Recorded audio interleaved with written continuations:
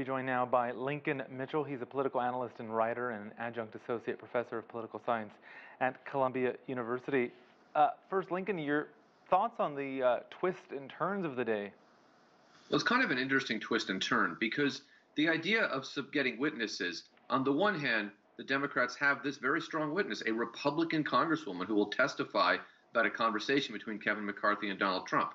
On the other hand, they've presented so much evidence already that the facts here aren't really in dispute. It's kind of a matter of interpretation. Do you think it's a problem that there was this incident at the Capitol, that there was this riot at the Capitol? Do you think it's a problem that Donald Trump kept spreading this disinformation? But that testimony would have made it even stronger. What the Republicans responded by doing was essentially making a threat. If you call a witness, we will call 100 witnesses, not because they'll strengthen their case, but to delay it. And that's something that the Democrats really don't want, because to delay this impeachment, where we know it's all going to end with acquittal anyway, will threaten the more important work, not just of Joe Biden and the Democratic Party, but of the country, which is addressing the COVID crisis. So they reached a compromise where essentially Trump said, I'm not going to challenge this testimony, which is say he agrees that this conversation happened and we're going to move on. This really is an unprecedented showing. Do you think, looking back at this, that the impeachment and subsequent trial were the right move? Well, everything about this is unprecedented. I think it is the right move. It is important that somebody in a position of power in the United States, in this case the House of Representatives, say that it's not okay to have a riot at the Capitol and to violently try to change the outcome of an election. If we didn't have an impeachment process, we would just amount to kind of shrugging this off, and you can't shrug off something this egregious. Politically, it's going to end in an acquittal, but it's kind of an odd acquittal. So let's say, again, I don't have a crystal ball, but something like 54 senators vote to convict. Donald Trump, how much can you gloat when you actually lost? The only reason he didn't get convicted was because of the two-thirds threshold. But he's not much to gloat about there. And on the other hand, one of the major audiences here is the American people.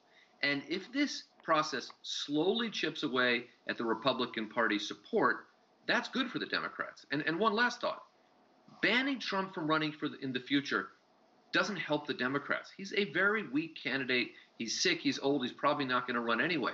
So if they don't succeed in doing that, I don't think it's a very big deal. Yeah, there was a Nielsen ratings that showed 11 million Americans watched the opening arguments. I'm unclear about the numbers throughout the week. And of course, it depends on where these people are and how they may vote in the future. How do you think all of this is sitting with the American people? Well, of course, the American people we don't exactly agree on everything. So it's hard to kind of to answer that with any in generalizations. But I suspect that most Americans are going back to their corner.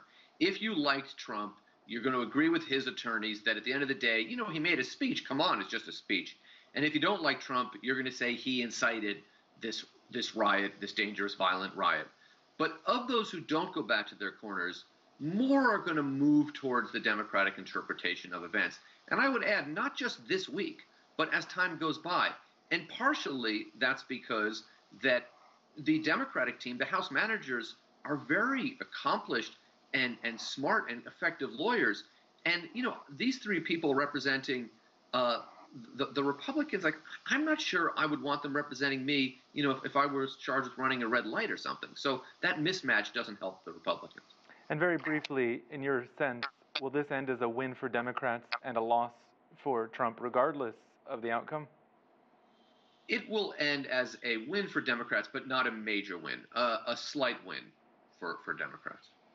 All right, Lincoln Mitchell from Columbia University, thank you for your insight.